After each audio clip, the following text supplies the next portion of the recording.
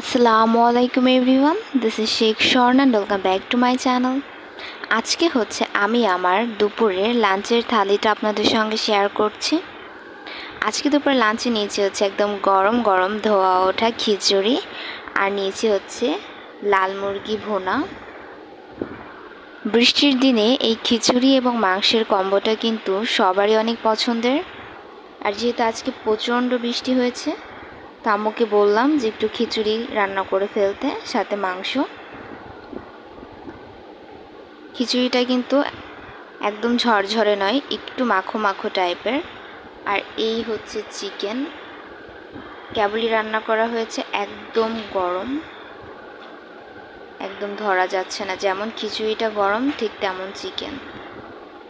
তো আলহামদুলিল্লাহ, এগুলোই ছিল আজকে দুপুরের খাওয়া দাওয়ার রিভিউ। ভিডিওটি ভালো লাগলে ভিডিওতে অবশ্যই লাইক করবেন এবং নতুন নতুন ভিডিওর জন্য চ্যানেলটিকে অবশ্যই সাবস্ক্রাইব করবেন। আজকের মতো বিদায় নিচ্ছি। সবাই ভালো থাকুন, সুস্থ থাকুন। আল্লাহ হাফেজ।